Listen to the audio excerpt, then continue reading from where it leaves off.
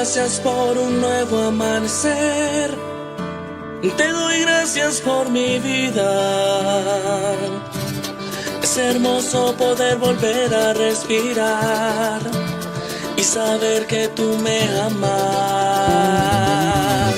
Te doy gracias por devolverme a mí la vida. Ayer estuve muerto, pero la mano de Jesús me levantó y mi cuerpo restauró. Y es que tu amor no tiene fin. Tú cuidas de mí, mi buen Jesús. Conmigo estás, no temeré, en ti confiaré. Tú siempre eres fiel.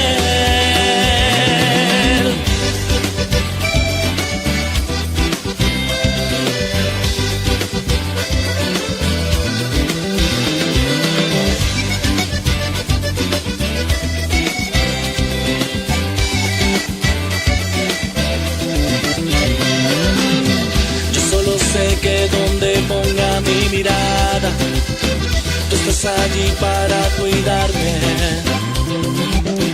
Yo solo sé que donde ponga mis pisadas, tú estás allí para guiarme. Y es que tu amor no tiene fin. Tú cuidas de mí, mi buen Jesús. Conmigo estás, no temeré, en ti confiaré y tú siempre eres fiel.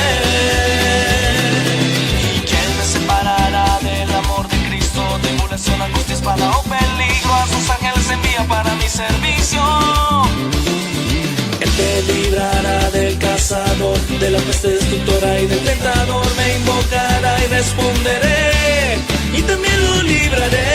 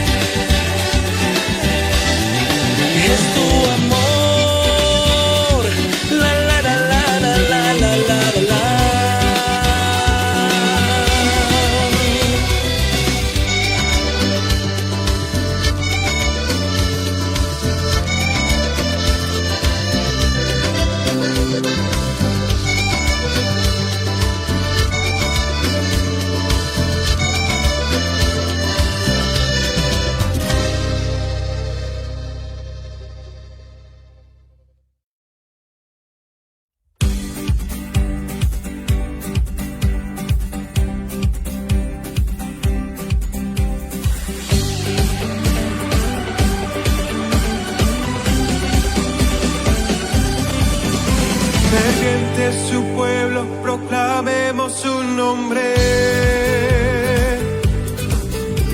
Jesús el camino, la senda de vida ser. Él es el primero, aquel que pudo vencer. Y por su victoria derramado en su poder. Y nos lleva de gloria en gloria, de poder en poder, de victoria en victoria, de gloria en gloria, de poder en poder, de victoria en victoria. Amén. Oh, oh, oh, amén. Oh, oh, oh, amén. Oh, oh, oh, amén.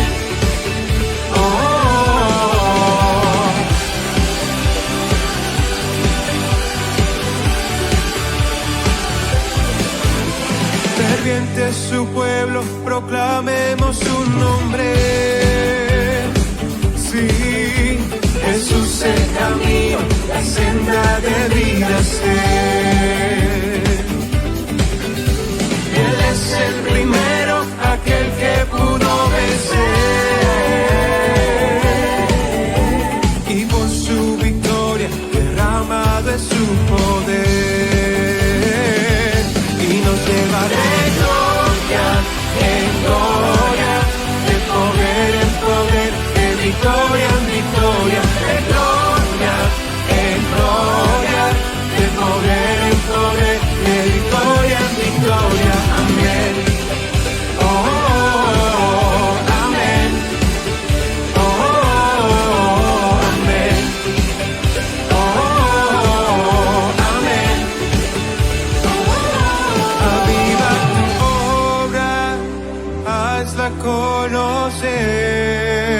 Señor. Entre naciones tu nombre anunciaré. Aunque no vea, en ti me gozaré. Y en la tormenta tu voz escucharé.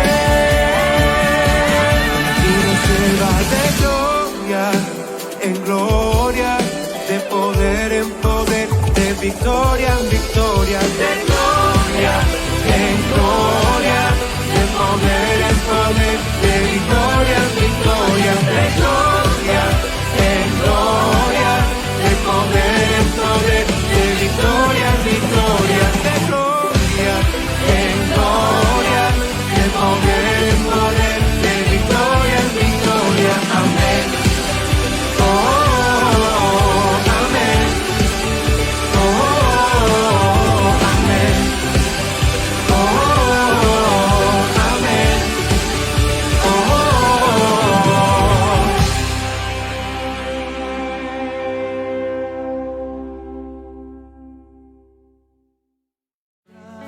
Estar contigo siempre.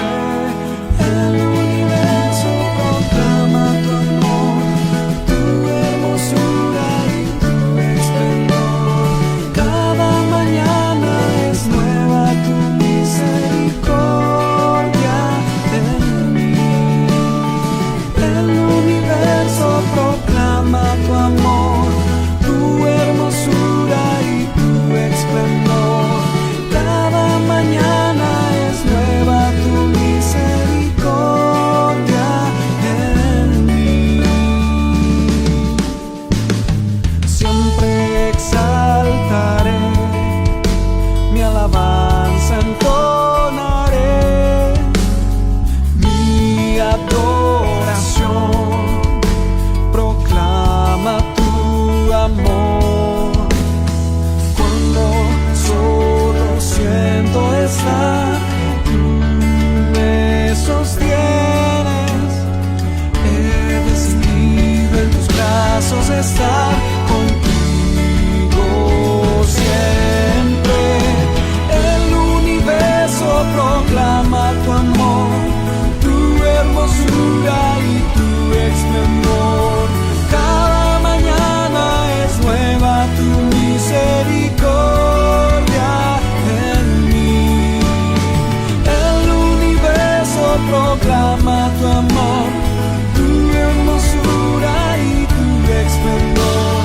Cada mañana es nueva tu misericordia en mí.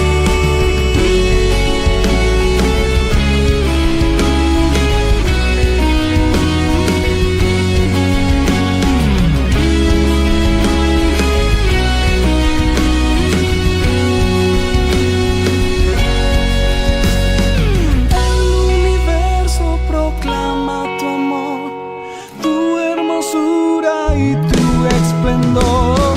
Cada mañana es nueva tu misericordia en mí.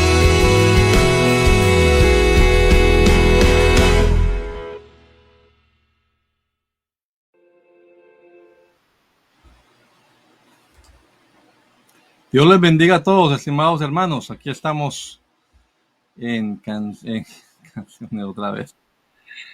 Estamos en Reflexionando con Dios. Aquí estamos en esta mañana agradecidos con Dios por todas sus bondades, por todas sus bendiciones. Y bueno, dispuestos a compartir con ustedes este rato, estimados hermanos, con los que están acá ya en vivo con nosotros. Bueno, poderles saludar, hermanos. Y vamos a darle gracias a Dios. Vamos a darle gracias a Dios por permitirnos amanecer con vida y estar aquí, aunque sea de manera virtual hoy, reunidos para meditar en la palabra del Señor.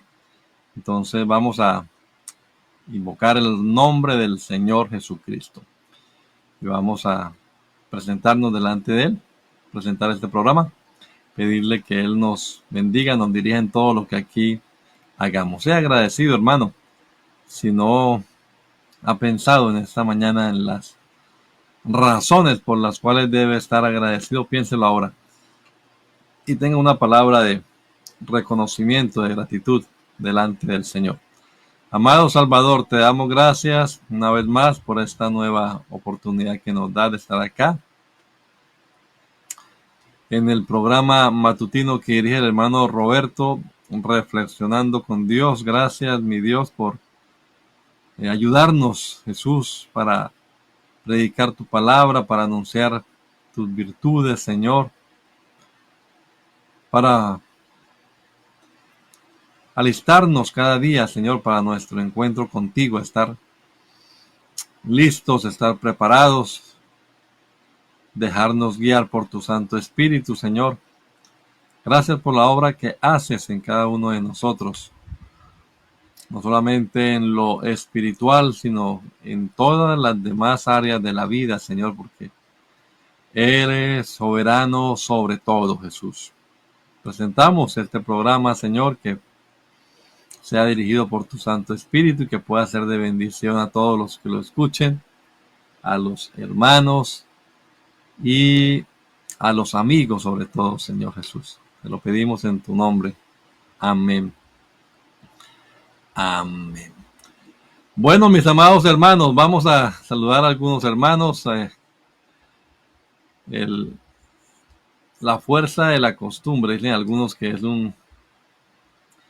teníamos un programa matutino también a las 6 de la mañana que se llamaba Canciones y Palabras de Poder. Y bueno, muchos años estuvimos al frente de ese programa con algunos otros pastores ahí en Bucaramanga, entonces siempre queda ese nombre allí. Pero este no es Canciones y Palabras de Poder, aunque hay canciones y también palabras, pero es Reflexionando con Dios. Y esta es Radio Pool, la radio que bendice tu alma. Recuerde, Radio Pool es la radio oficial de la Iglesia Pentecostal Unida Latinoamericana aquí en los Estados Unidos de América. Entonces, con confianza puede usted reenviar este enlace a sus contactos. Yo lo estaba haciendo ahora cuando salimos aquí al aire, estaba reenviando a todos los grupos en los que estoy este enlace. Algunos se conectarán, otros pues lo verán quizás después. Pero al menos usted da la posibilidad a una persona de que escuche la palabra de Dios. Ya la persona decidirá si escucha o no. Entonces, invitamos a quienes estén aquí con nosotros ahora mismo en vivo que nos cuenten, si pueden, desde dónde nos escuchan. Hermano Eliseden Pineda, un compañero en Boyacá, de Boyacá en Los Campos. Ahí está con nosotros en Reflexionando con Dios. Bueno, hermanos, vamos a saludar aquí a algunos hermanos que ya han escrito. El hermano Gerardo Garay dice bendiciones. Saluda al hermano Roberto. Pedro Pablo Díaz Nieto también, bendiciones para todos, y está escribiendo desde la ciudad de Bucaramanga, Santander, Colombia. Bendiciones, hermano Pedro Pablo. La hermana Mariana Blanche también escribe, Dios les bendiga a todos los hermanos que están acá. La hermana Sarita también desea un buen día para todos con la bendición de Dios. El hermano Roberto, nuestro director, enviando un saludo de bendición para todos los hermanos en este nuevo día que nos regala el Señor Jesucristo. Mi hermano Luis Antonio Ramírez, allá en Hialeah. Estábamos pensando ayer en la convención allá, mi hermano, en Miami, Dios mediante, la convención en el segundo fin de semana de noviembre. Si el Señor nos lo permite, nos da vida, estamos esperando a Él. Si nos lo permite el Señor, allá estaremos en esta convención. Mi madre, María Elena Ortiz, también saludo especial para ella y todos allá en Bucaramanga. La hermana Luz Marina Polo también, desde Miami, con calor me imagino, hace calor por acá en Poughkeepsie, ¿cómo será por allá, hermana Luz Marina? Dios les bendiga, aleluya. la hermana Alba Virginia Mejía Uribe. Saludos, mi hermana Alba también. Bendiciones en el nombre del Señor y a toda su familia. Miguelito y todos allá en su casa. Saludos para todos en el nombre del Señor Jesucristo. La hermana Rubiela Vargas. También saluda al hermano Roberto y la hermana Mariana. Y está agradecida con el Señor por sus misericordias que son nuevas cada mañana. Aquí hay un pastor amigo desde Mareigua, Valledupar, y Mareigua, Valledupar, nuestro hermano Hernando Suárez. Dios lo bendiga. Bendiciones, mi hermano Hernando, para todos. Y también el pastor José Rodríguez desde Honduras. Dios le bendiga. Bendiciones, mis amados hermanos, a todos en el nombre del Señor Jesucristo. Vamos a oír una hermosa melodía. Vamos a escuchar una canción y ya venimos a meternos en el tema de hoy. Un tema, pues, no es que sea tan conflictivo, pero siempre lo que es de profecía, lo que es de escatología, pues genera sus pros y sus contras, como vamos a verlo enseguida. Así que escuchemos esta canción que tiene el hermano Roberto Tello ya preparado. Oiga, desde Turbaco, Bolívar, Colombia. Saludos, hermana Olivia Fernández. Amén. Bueno, hermano Tello, vamos a colocar la melodía. Ya venimos con la reflexión bíblica entonces.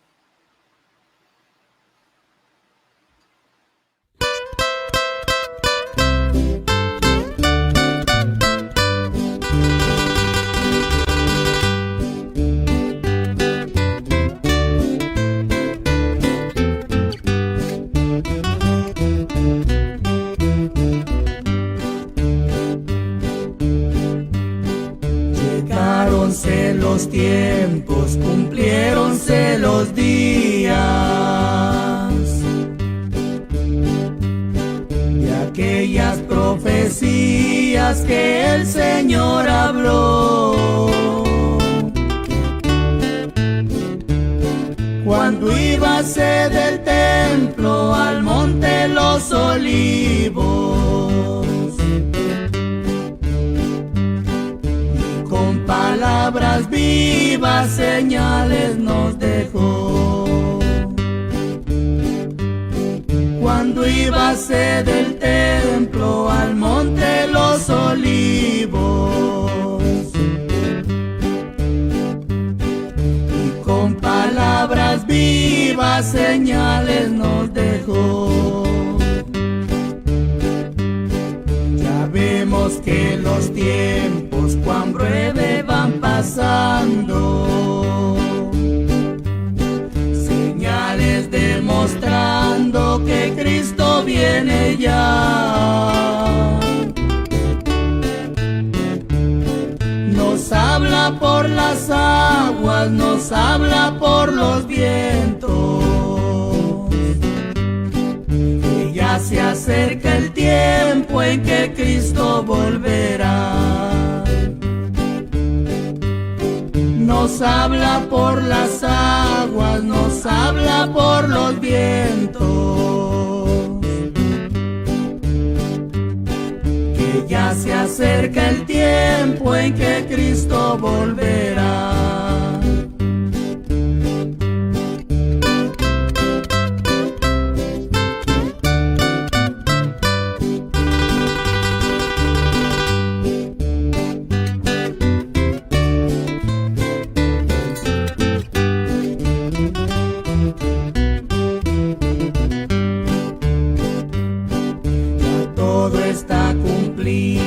Ya no hay más que esperar. Si alguno está dormido, hoy puede despertar. En Cristo encontraremos alivio y fiel consuelo. Ya viene el Rey del cielo, su iglesia levantar. En Cristo encontraré alivio y fiel consuelo. Ya viene el Rey del cielo, su iglesia a levantar. Porque pues tus pecados a Cristo no dejar. Si Él los ha borrado con su muerte en la cruz.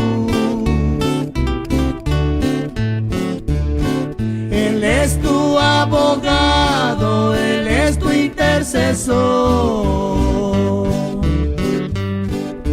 Quiere hoy librarte en prueba de su amor.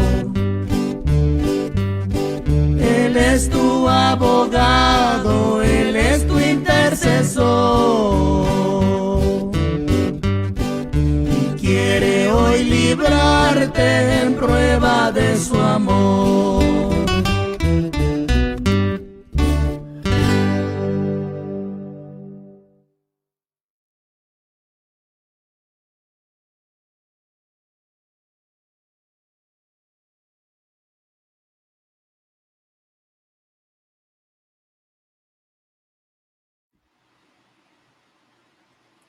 Amén. Bueno, hermosa introducción la que nos hacían estos hermanos con esta melodía, lo que vamos a hablar hoy. El contexto en el que se pronunció este discurso, podríamos decirlo, aunque es una respuesta a unas preguntas, pero consideran un discurso, el discurso del Monte de los Olivos, en Mateo capítulo 24. Bien, amados hermanos, vamos a leer unos versículos de la palabra de Dios y nos metemos ya de lleno en el tema de hoy. Hace 8 días, si usted no pudo estar, le recomendamos busque la grabación del programa y ahí está la introducción a lo que vamos a estar haciendo en estos próximos viernes a partir de hoy. Pidamos de Dios siempre su dirección y que sea Dios hablando a nuestra vida. Amado Salvador, aquí estamos una vez más frente a tu palabra, la que nos alimenta, la que nos edifica. Señor, habla a nuestra vida. Aliméntanos, Señor Jesucristo. A los hermanos, pero también a los amigos, Señor Jesús. Podamos ser entendidos y saber el tiempo, el momento en el que estamos viviendo. Te lo pedimos, Señor. En el nombre de Jesús. Amén. Amén. Amén. Vamos a leer la palabra del Señor. Les voy a compartir la última parte del capítulo 23. Como les digo, vamos a hacer hoy el contexto en el que se desarrollan estos acontecimientos y estas palabras de Jesús. Mateo 23:37 dice: Jerusalén, Jerusalén, que matas a los profetas y apedreas a los que te son enviados. ¿Cuántas veces quise juntar a tus hijos como la gallina junta sus polluelos debajo de las alas, y no quisiste? He aquí, vuestra casa os es dejada desierta. Porque os digo que desde ahora no me veréis, hasta que digáis: bendito el que viene en el nombre del Señor. Así termina el capítulo 23 y empieza el 24. Cuando Jesús salió del templo y se iba, lo que decían los hermanos en la canción, se acercaron sus discípulos para mostrarle los edificios del templo. Respondiendo él les dijo: ¿veis todo esto? De cierto os digo que no quedará aquí piedra sobre piedra que no sea derribada. Y estando él sentado en el monte de los olivos, los discípulos se le acercaron aparte diciendo: dinos, ¿cuándo serán estas cosas? ¿Y qué señal habrá de tu venida y del fin del siglo? Amén. Dejémoslo hasta ahí por ahora. Bueno, amados hermanos, aquí tenemos nosotros la introducción a este discurso y aparte de la introducción, pues el origen, ¿no? El por qué se dan estas palabras del Señor Jesucristo en este capítulo 24 y 25 del Evangelio de Mateo, que es conocido como el discurso escatológico. Lo decíamos ya hace unos días y explicábamos lo que significa la palabra escatología, el estudio de las últimas cosas o los últimos acontecimientos, las cosas postreras. Siempre estos temas generan, digo alguno, que son como un imán. Yo tengo aquí un imán precisamente y está bien pegado.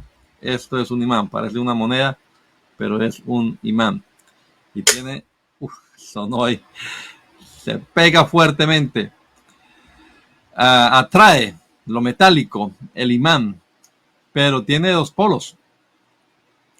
Así que también estas cuestiones de la escatología pues tienen dos polos y la gente se hace a veces en los extremos con respecto a la profecía bíblica. Unos la desprecian, no les interesa para nada este tema, y los otros se obsesionan con ella.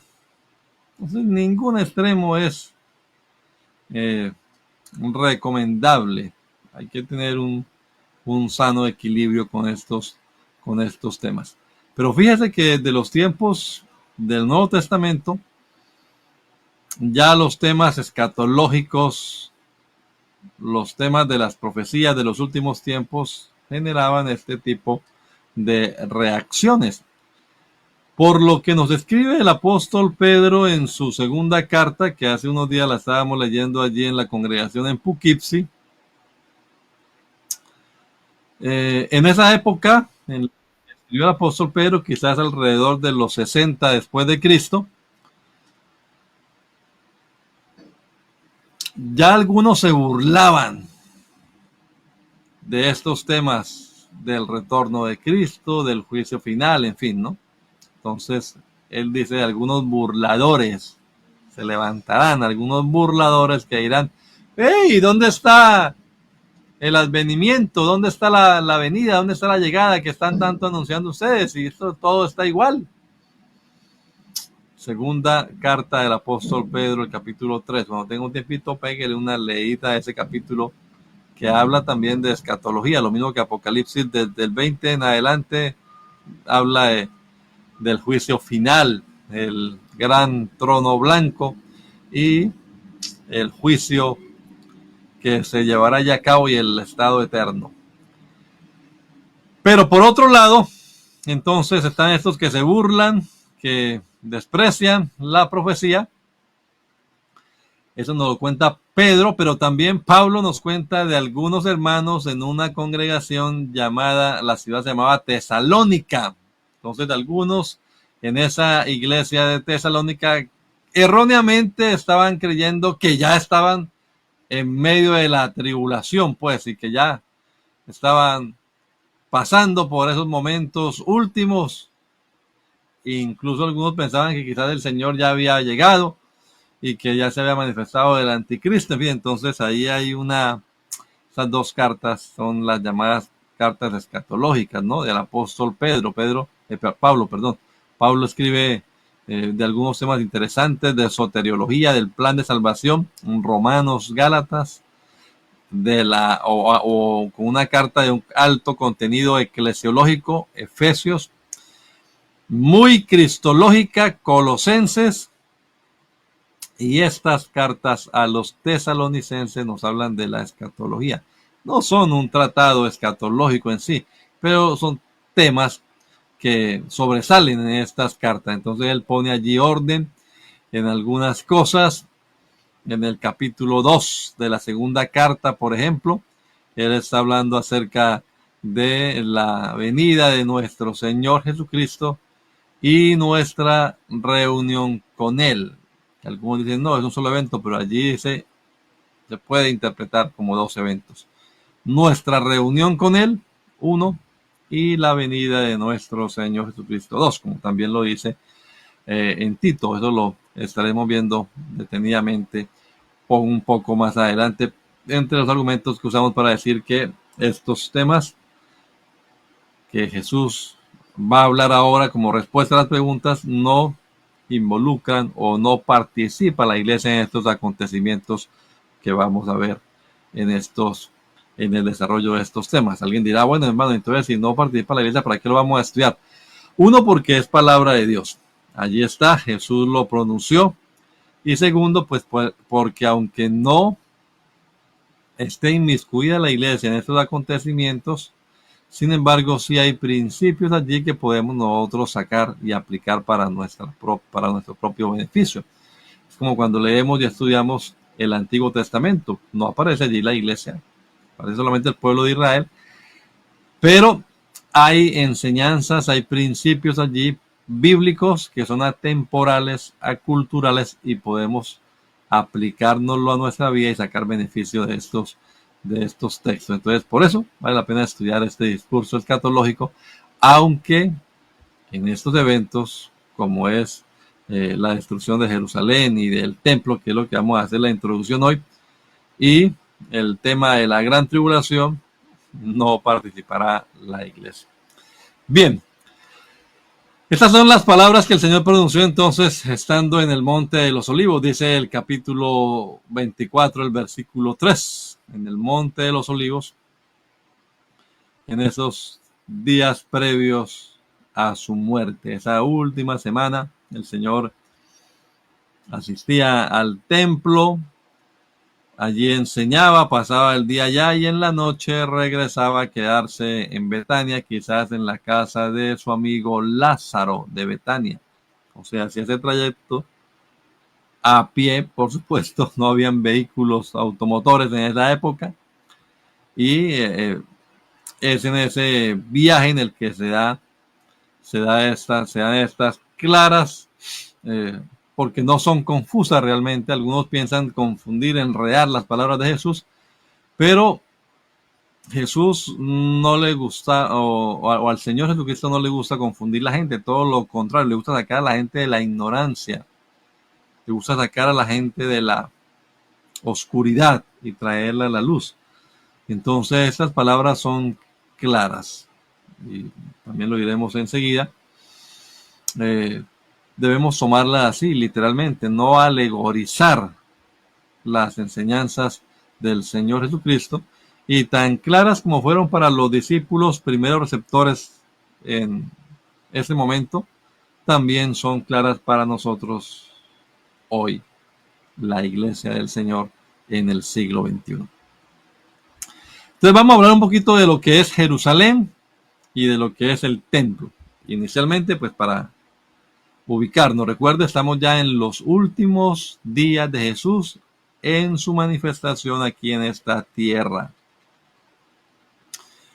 Ha pasado ya como unos 3 años por lo menos de ministerio público, y lo decimos así pues porque no sabemos exactamente cuánto tiempo pasó, pero sí sabemos que se celebraron 3 fiestas de las Pascuas a las cuales Jesús asistió durante su ministerio público. Entonces, efectivamente, al menos 3 años el ministerio público de Jesús tuvo que dudar. Comencé leyendo las últimas palabras del capítulo 23 porque nos hablan de la ciudad de Jerusalén, ¿no? Jerusalén, Jerusalén, que matas a los profetas y apedreas a los que te son enviados. ¿Cuántas veces quise juntar a tus hijos como la gallina junta sus polluelos debajo de las alas, y no quisiste? He aquí vuestra casa os es dejada desierta. Duras palabras. Las palabras debieron provocar una reacción de los discípulos. Uy, Señor, ¿cómo así? Vuestra casa os es dejada desierta, porque os digo que desde ahora no me veréis. Ya es la despedida del Señor. No me veréis hasta que digáis, bendito el que viene en el nombre del Señor. Vamos a leer más adelante una profecía en la que la gente le dará la bienvenida, ¿no?, al Señor. Mirarán a mí, a quien traspasaron. y harán sobre él gran lamentación. Entonces, cuando el Señor Jesús salió del templo, Jerusalén y el templo son dos, bueno, Jerusalén, por supuesto, es la capital. No vamos a hacer toda la historia de la geografía y todo, pero era una ciudad importante en Canaán, los Jebuseos, la ciudad de los Jebuseos. Allá aparece Melquisedec en el libro de Génesis. Y también más adelante en la época de la conquista, aunque Josué derrotó a los reyes, parece que no tomó en sí la ciudad y la ciudad siguió protegiéndose, está en unos montes, hasta la conquista definitiva que se dio en los tiempos de David. David la convierte entonces en su capital y dentro de esa ciudad allí hay un lugar que se va a convertir como un lugar sagrado. Yo creo que tengo acá unas imágenes y quiero mostrarle a los que tengan la oportunidad de ver el... Sí, aquí está. Miren esta imagen, los que puedan verlo. Aquí tenemos un mapita de la ciudad de Jerusalén. Topográficamente, ¿no? Las líneas de la topografía. Y entonces está el valle de Hinnom y el torrente de Cedrón aquí. Y al oriente, guarden generalmente, a menos que se indique lo contrario, el norte de un mapa está hacia la parte superior, por supuesto el sur hacia abajo, el oriente hacia la derecha y el occidente hacia la izquierda. Así que al oriente de la ciudad de Jerusalén, que es la que vemos acá en estas líneas, está el monte de los Olivos. Aquí está la medida en pies, 2.641 pies sobre el nivel del mar. Pero fíjese que en este recuadrito que es el templo, bueno, aquí está en donde queda ahora mismo el Domo de la Roca, ¿no? En esa explanada del templo, aquí se puede ver con estas líneas topográficas, esta explanada del templo está sobre 2.438 pies. Así que hay un poquito más de 200 pies más alto el Monte de los Olivos. Si Jesús estaba en la cima del monte, pues podía ver desde una vista superior a la explanada del templo. Pero lo que quiero decirle aquí que en esta explanada del templo, el monte Moria, si usted recuerda, si es curioso con la historia de la Biblia, recordará que en este monte Moria, aquí en este lugar, fue donde Abraham llevó a su hijo Isaac para ofrecerlo en sacrificio, y donde el Señor le respondió y le dijo a Abraham que no tocara a Isaac, ¿no? Y apareció un cordero allá enredado, un carnero, y las palabras que pronunció Abraham: Jehová se proveerá de cordero para el holocausto, hijo mío. Allí, en ese lugar. Más adelante también, eso se convierte en la era de Ornán el Jebuseo, y ese lugar lo compra David. Si usted también lo recuerda, hay una mortandad y el ángel del Señor ya se acerca a la ciudad de Jerusalén, y entonces ese lugar en donde se paró el ángel y dejó cesó la mortandad era precisamente la era de Ornán el Jebuseo, y la compró por su justo precio, porque Ornán se la quería regalar, y él dijo: no ofreceré sacrificio a Jehová que no me cueste nada, se la pagaré por su justo precio.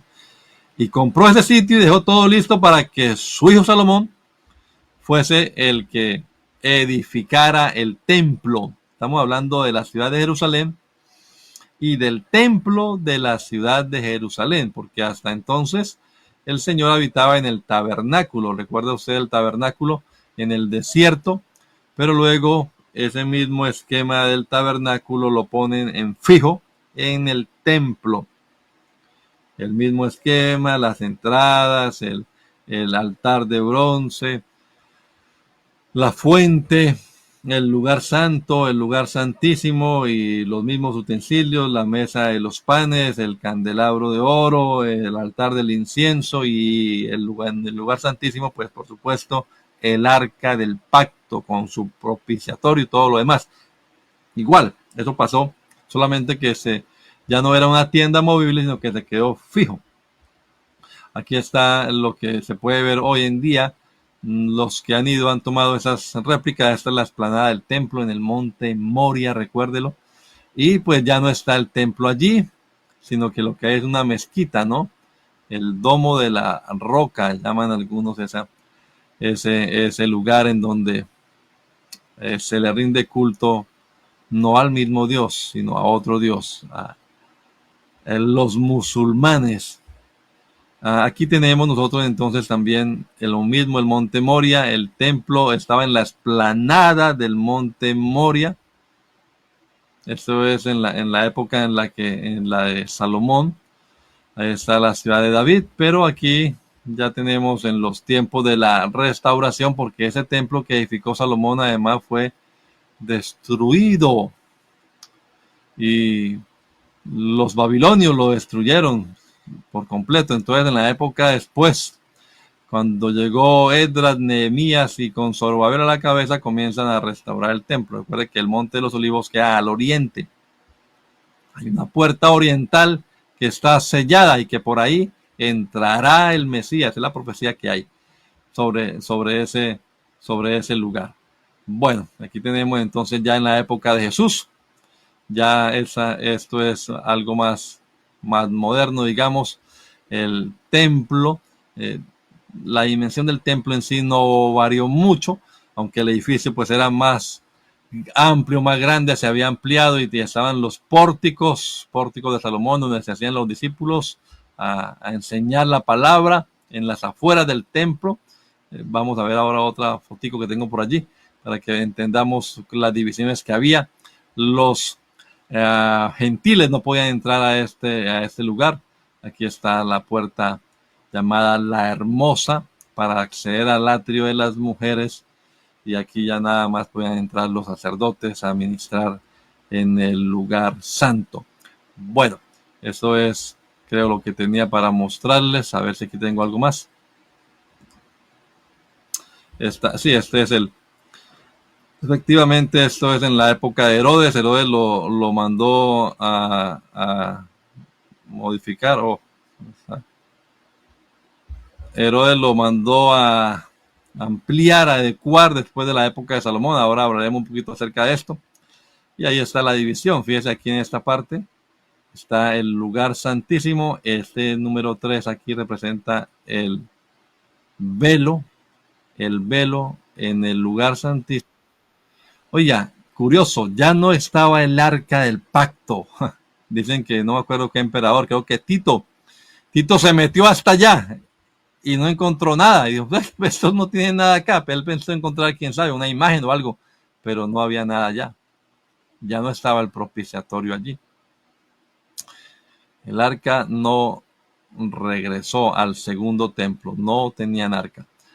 El arca del pacto. Está el velo y está la mesa de los panes y el candelabro y el altar del incienso. Bueno, y aquí el patio de las mujeres, y en las afueras entonces estaba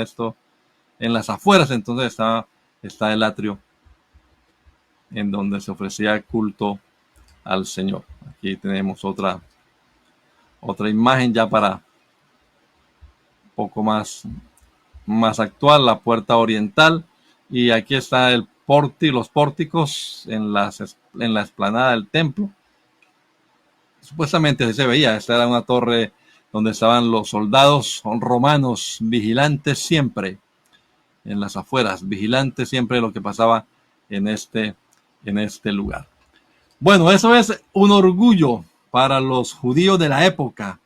Eso se podrá imaginar. Bueno, nos cuesta un poquito imaginarnos todo eso forrado en oro, como en la época de Salomón.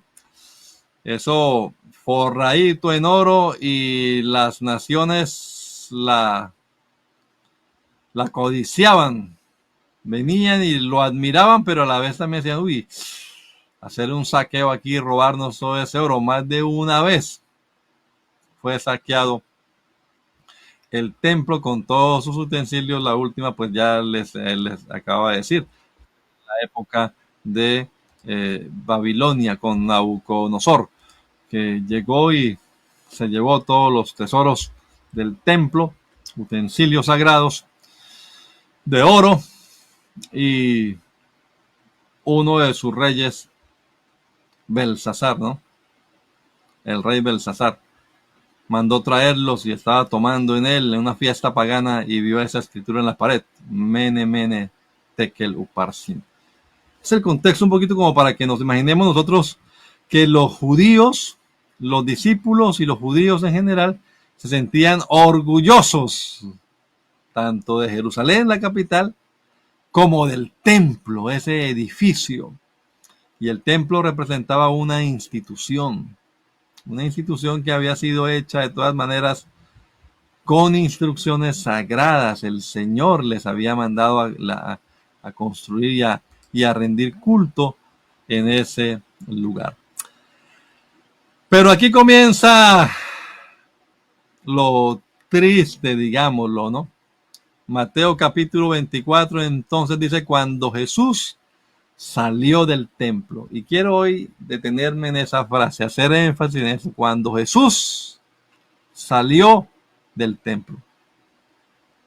Porque bueno, la mayoría de comentaristas, estuve leyendo un poco acerca de esto, la mayoría de comentaristas ven aquí una acción simbólica, ¿no?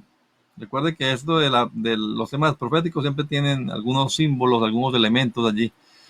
Hay una acción simbólica como aquellas que hacían los grandes profetas, ¿no? Jeremías con el yugo, Isaías saliendo desnudo, Ezequiel preparando alimentos sobre estiércol y cosas así por el estilo. Acciones simbólicas.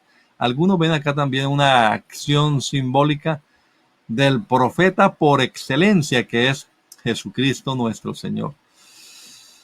Salir del templo. Jesús es Dios, Dios manifestado en carne, Dios abandonando su lugar de residencia, digámoslo. Triste episodio ese.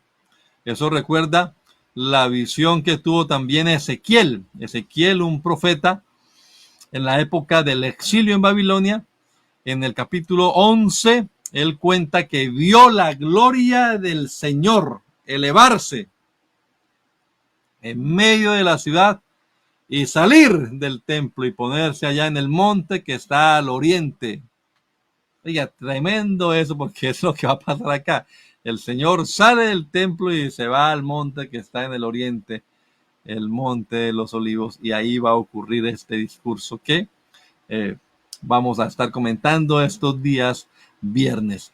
Entonces, en el trasfondo de esta historia, ya de una vez aquí con la primera frase, Jesús salió del templo. En el trasfondo de esta historia de manera simbólica, porque es una profecía también, nosotros estamos viendo que Dios está abandonando a su pueblo, a su templo. Dice, vuestra casa os es dejada desierta. Un versículo atrás, 2 versículos atrás. Vuestra casa os es dejada desierta. Y el Señor salió del templo. Jesús está poniendo fin además a su ministerio público. Ya contadas ocasiones vuelve a hacerlo públicamente. Habla solo. Ahora se va a enfocar pues a sus discípulos. Este discurso es para sus discípulos, y luego nos cuenta también el evangelista Juan lo que pasó desde el capítulo 13 hasta el 17, solo para sus discípulos. Entonces salió del templo y se iba, y se acercaron sus discípulos para mostrarle los edificios del templo. Recuerde, es el orgullo. Él acaba de decir una frase: esta ciudad es dejada desierta. Y seguramente que ellos están pensando, pero ¿cómo así? Señor, ¿de qué está hablando? Nuestra ciudad hermosa. Es más, si ese es el Mesías, Él va a reinar en esta ciudad. ¿Cómo así que va a quedar desolada? ¿De qué estará hablando acá?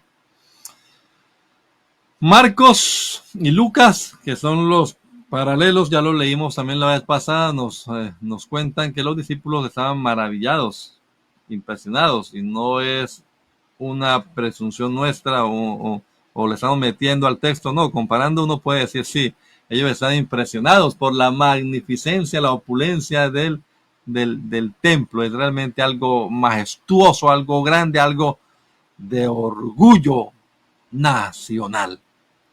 Mira, maestro, qué piedras, qué edificios. Eso nos cuenta Marcos.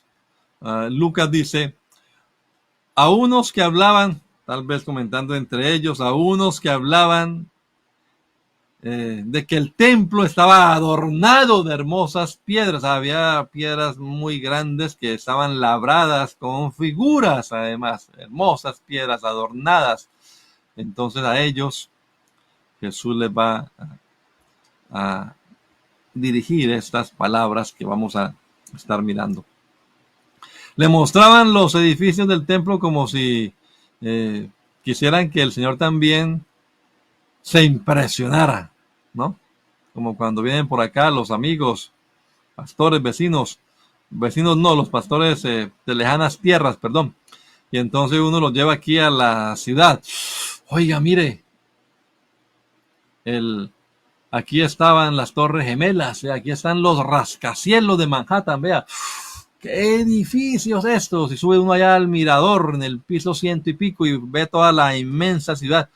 Bueno, algo así estaban haciendo los discípulos en este momento. Recuerden que ellos de todas maneras no vivían en Jerusalén, ellos eran de Galilea, pero se sentían orgullosos. El templo todavía no estaba ni siquiera terminado, apenas estaban en las últimas ya. En el 63 terminaron las reformas, las ampliaciones, las adecuaciones, el embellecimiento que había comenzado Herodes, el grande, Herodes I, en el 63 y en el 70 arrasaron con esto. Estas palabras las pronunció quizás Jesús por ahí en los años 30. Entonces todavía faltaban unos 40 añitos, 4 décadas para que se cumplieran. Pero ya el Señor las está profetizando, las está diciendo. Sí, de pronto a los discípulos les parecía increíble, ¿no?, que se pudiera ejecutar un juicio sobre esta estructura y máxime, pues siendo el templo algo sagrado y como les decía hace un momento, construido también bajo inspiración, bajo palabra de Dios. Entonces, ¿cómo así? Pero era lo que el Señor estaba diciendo. Herodes el Grande, decíamos, él estaba o había empezado esta reforma que ya llevaba algunos añitos, se habían iniciado, algunos dicen que en el 16 antes de Cristo, otros que en el 19, así que ya tenía casi 50 años, más de 40 años remodelando el templo y todavía no lo habían terminado, faltaban todavía algunos añitos más para terminarlos. Entonces, imagínense ustedes esa obra magna. Estaba en pleno apogeo, seguramente que estaban viendo los discípulos cómo traían esas piedras directamente de las canteras hasta la explanada del templo, y les digo, pues estaban admirados y dicen, no, pero ¿qué podrá pasar en este lugar tan especial? Pero el Señor, respondiendo, dice el versículo 2, les dijo, ¿veis todo esto? De cierto os digo que no quedará aquí piedra sobre piedra que no sea derribada. Reafirmó lo que había dicho atrás. Había dicho, vuestra casa os es dejada desierta, y ahora lo reafirma diciendo, no quedará aquí piedra sobre piedra que no sea derribada. Una devastación absoluta. Josefo, el historiador judío, escribió en uno de sus libros, César ordenó arrasar toda la ciudad y el templo. El emperador, nos cuenta Josefo, mandó a arrasar. No quedará aquí piedra sobre piedra que no sea derribada. 40 años después, esas palabras tuvieron literal. Esa palabra es importante, literal. Estas palabras de Jesús debemos considerarlas así, hermanos, literales. Quizás alguien diría, hermano, tremendo, ¿no? Pero Jesús no era el único que había hablado acerca de esto. Ya otros profetas lo habían anunciado y se había cumplido también.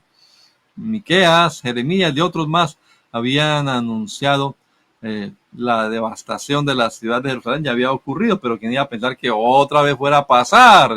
Y más si estamos terminando este edificio más hermoso, más amplio, bien lindo como va a quedar. Pero el Señor también nos cuenta Lucas que había dicho, cuando llegó cerca de la ciudad, al verla lloró sobre ella diciendo, Lucas 19:41 dice, oh, si también tú conocieses, a lo menos en este tu día, lo que es para tu paz.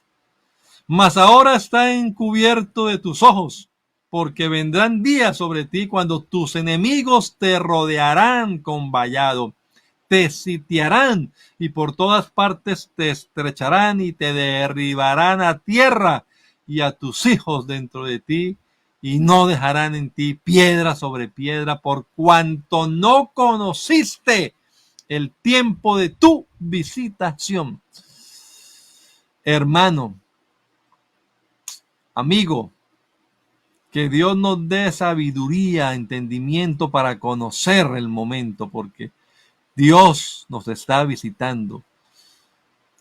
El Señor visitó a esta ciudad, visitó a este pueblo y ellos lo rechazaron. Y vea la sentencia. Jesús está dejando el templo.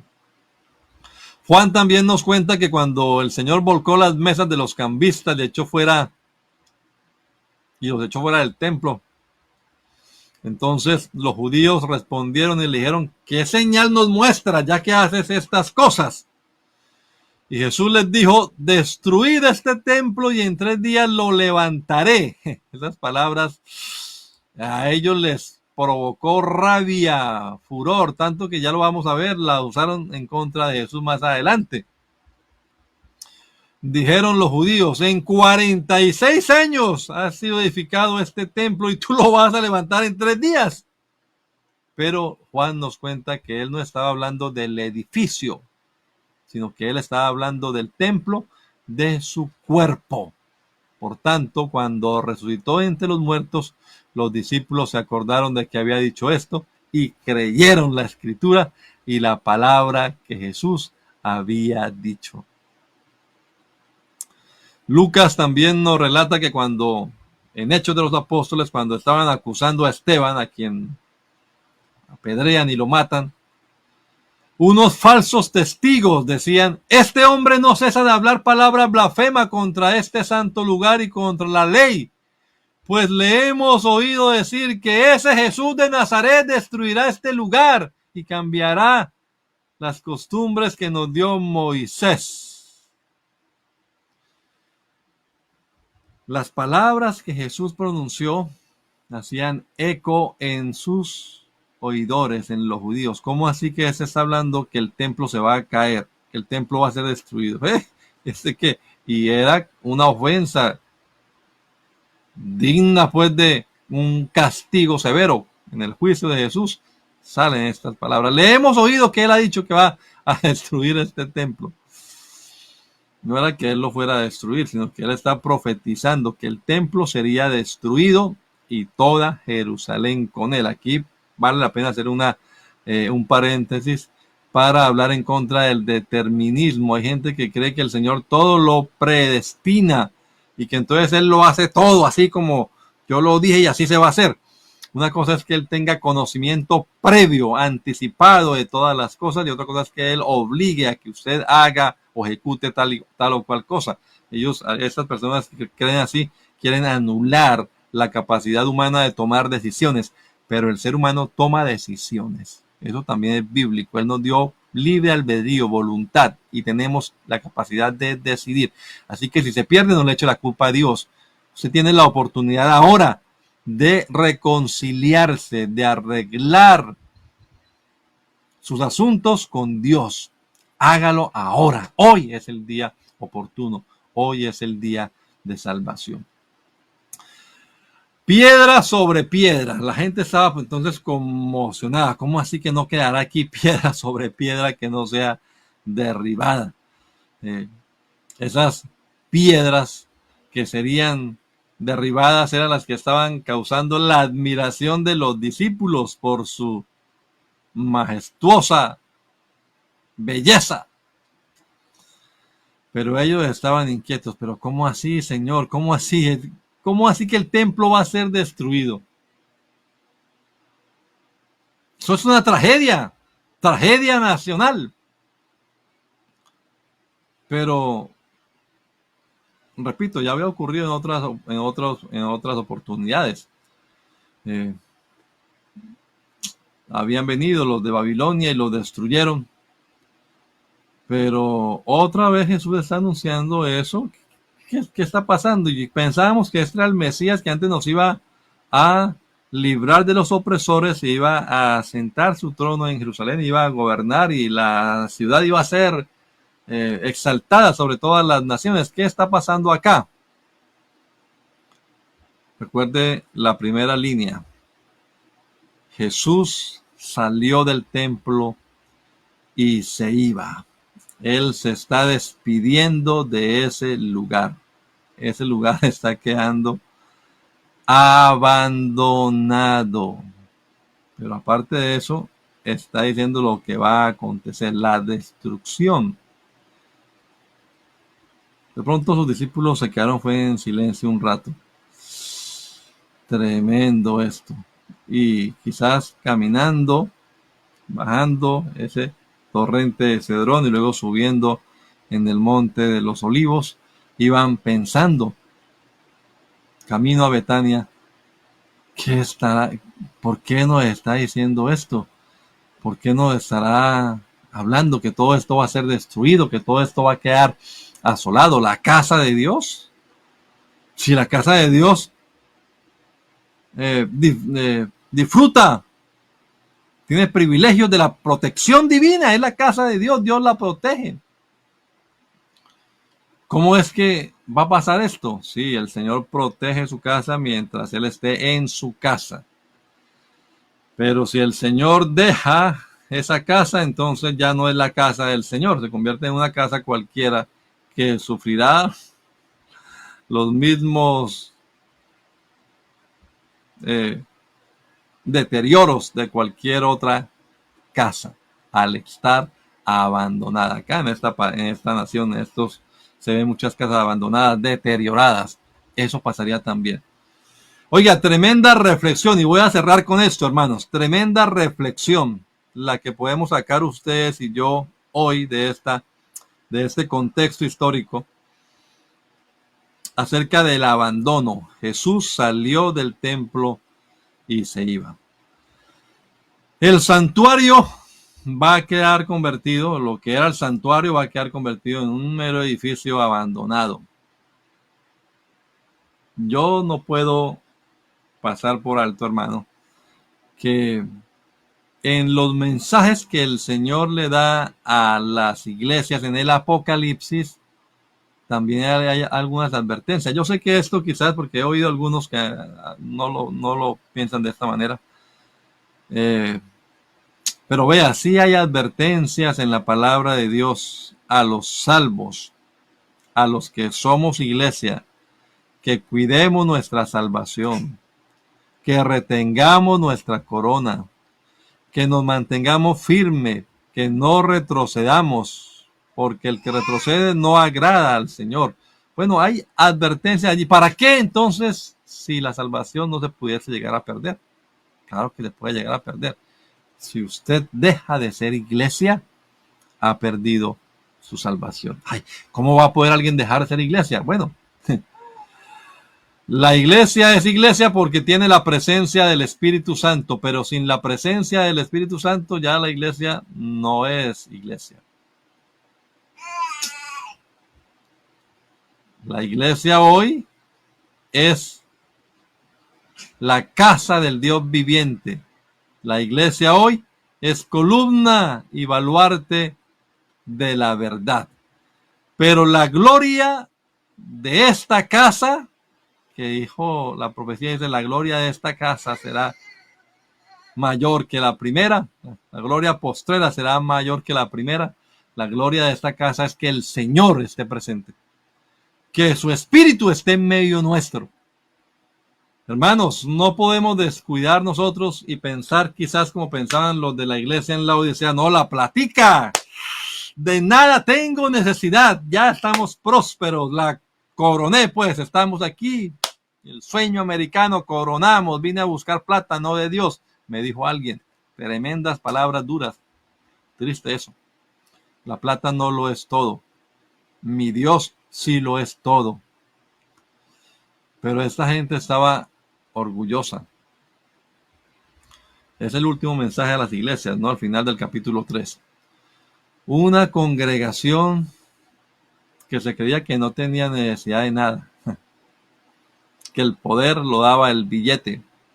No, hay solo uno que es todopoderoso y no es el dólar ni cualquier otra moneda. El todopoderoso se llama Jesucristo el Señor, y el todopoderoso es el que da poder a su iglesia, a su pueblo, no la plata. Es trágico el mensaje, usted puede leerlo con calma, porque ya se nos está acabando el tiempo ahora, pero el mensaje es duro para la iglesia en la Odisea. Pero también en la primera, en Éfeso. Oiga, tenga cuidado. Vamos a colocar aquí la iglesia en Éfeso. Un momentico, voy a buscarla inmediatamente. Dice acá, en el versículo número 5. Recuerda, por tanto, de dónde has caído y arrepiéntete, porque había dejado, esa es la iglesia que abandonó el primer amor, ¿no? Arrepiéntete y haz las primeras obras, porque si no, vendré pronto a ti y quitaré tu candelero de tu lugar si no te hubieras arrepentido. Hace algunos programas atrás hablábamos de lo importante que es el arrepentimiento, y aquí dice, si no te arrepientes, si no reconoces de dónde has caído, quitaré el candelero de su lugar. ¿Sabe usted qué significa quitar el candelero de su lugar? El candelero es la iglesia, es la presencia del Señor. Ya dejaría de ser iglesia. Y repito, pues tal vez alguien dirá, no, hermanos, ¿cómo vas a decir que la iglesia va a dejar de ser iglesia? ¿Cuándo? Cuando la presencia de Dios no se hace presente en un lugar, en una congregación, cualquiera que sea, no es iglesia. Será una reunión de personas, será una ciudad, será una localidad, pero la presencia de Dios es la que le da vida y sentido a la iglesia. Yo quiero dejar esa reflexión en esta mañana, ese consejo. Hermano, enfoquémonos en lo prioritario, en lo principal. Esta gente de la época de Jesús, estos judíos no supieron que el Señor estaba visitando su casa, su templo. Salió y se fue. Quizás estaban ocupados. No, yo no tengo tiempo ahora, Señor, estamos acá en los sacrificios, estamos acá. Hermano, que nos libre el Señor de llegar a olvidarnos del Señor por estar. Estoy acá con el culto, estoy acá con la dirección. Espere. Ahora todo es tan esquematizado, tan milimétricamente cronometrizado todo, que no hay tiempo para. No, un momentico. Aquí lo importante es la presencia de Dios. Aquí lo importante, el centro de todo la adoración aquí no es el oro del edificio, no es la majestuosidad del santuario, no, aquí es la presencia de Dios la que debemos nosotros valorar, a la que debemos adorar, a la que debemos aplaudir, la que debemos anhelar, y que no digamos no tenemos tiempo para un momento de altar, porque ya es la hora del almuerzo, porque es la hora no sé qué, y porque es la hora de la predicación, incluso porque no, un momentico, pero ¿quién es aquí el centro de adoración en la iglesia? El centro de la adoración es Jesucristo, es el Señor. Sin Espíritu Santo no hay iglesia. Hermanos, valoremos la presencia divina en nuestras reuniones y valorémosla, quiero decir, procuremos eso. Y como le recomendaba el apóstol Pablo a su discípulo Timoteo, aviva el fuego del don de Dios que está en ti. La historia, 2000 y pico de años que han pasado, nos ha demostrado una y mil veces que lugares históricos donde hubo una congregación, donde hubo avivamiento, muchos nos cuentan del avivamiento en Gales, del avivamiento en Inglaterra, del avivamiento a la costa este de los Estados Unidos. ¿Y dónde están esas congregaciones grandes? Bueno, se ocuparon en otras cosas y olvidaron que la presencia de Dios es lo prioritario. Que usted y yo, como iglesia que somos del Señor, como templo suyo, como habitación de Él, pues nos preocupemos por preguntarnos qué lugar ocupa en nosotros el Señor Jesucristo. Esta profecía se cumplió en el año 70. Tito Vespasiano asoló la ciudad de Jerusalén. Hay películas sobre eso, documentales, libros que se han escrito de lo terrible que ocurrió. El Señor lo había anunciado, lo profetizó acá. El verbo de Dios, el mismo Dios manifestado en carne, pronunció una palabra. Y como vamos a verlo más adelante, una frase: cielo y tierra pasará, pero mi palabra no pasará. La rebeldía y la ocupación de otras cosas habían llevado a que el Señor dejase ese lugar. Y volverá cuando le digan: bendito el que viene en el nombre del Señor. Vamos a ver la profecía más adelante. Por ahora, estimados hermanos, démosle gracias a Dios por esta introducción, este contexto general, y pidámosle a Dios que nos ayude a valorar su presencia en medio nuestro. Bendito Jesús, yo te doy gracias en esta mañana por la oportunidad que me has dado una vez más de predicar tu palabra aquí con mis hermanos en este estudio de este discurso escatológico que pronunciaste aquí en estos evangelios, como nos lo cuentan Mateo, Marcos y Lucas, Señor. Ayúdanos hoy, Jesús, a estimar tu presencia, a valorarla, Señor, que es la que da sentido al culto, la que da sentido a la iglesia, Señor. Que no nos sintamos como esta gente que se sentía orgullosa de las piedras, de los edificios, pero se habían olvidado de tu presencia, que era la que le daba valor y la que le daba sentido. Pronunciaste estas palabras, Señor. Uno más grande que el templo está aquí en este lugar y ellos no se dieron por enterados. Señor, que aprendamos de la historia y que hoy también valoremos tu presencia en nuestras reuniones, Señor, en nuestros altares familiares, en nuestras células, en nuestro refán, en nuestro lugar de predicación, Señor. Lo más importante no sea el tiempo, no sea el cronograma, no sea la liturgia del culto, no, que sea tu presencia, Señor Jesús, la que nosotros estemos deseosos, gozosos de sentir, de disfrutar, mi Dios, de reconocer tu presencia en este lugar, Señor, en el momento de adoración. Es la que le da sentido a todo lo que hacemos en esos lugares de predicación, mi Dios. Obra en cada uno de nosotros, Señor, los que somos tu pueblo, los que somos tu iglesia, y en aquellos que aún no lo son, que se animen, Señor, a aceptarte a ti, Jesús, a reconocerte como Señor, como su Salvador, y a obedecer tu palabra. Te lo pedimos en tu nombre, Jesús. Amén. Amén. Termino con esta palabra. ¿Cuántas veces tiene Dios que decirme a mí que haga algo para que yo lo haga? Eso me quedó grabado de la historia que estaba leyendo de un misionero que fue a Corea. Y el misionero dijo, Dios no tendrá que decirme 2 veces lo que debo hacer. Que me diga una sola vez lo que debo hacer y yo lo haré. Qué bueno que seamos así, usted y yo, como niños obedientes, obedeciendo a la primera. Acérquese, hermano. 691 Main Street, si está por acá. Venga, 691 Main Street el domingo. Esperamos después de las 10 de la mañana y estaremos celebrando nuestro día misionero. Y si usted está en cualquier otro lugar, cerca su residencia, seguro hay un lugar donde se exalta, se proclama el nombre del Señor Jesucristo. Asista juntamente con los suyos, congréguese y busque la bendición del Señor. Recuerde, Cristo viene pronto por su iglesia. Maranata, gracia y paz, mis amados hermanos.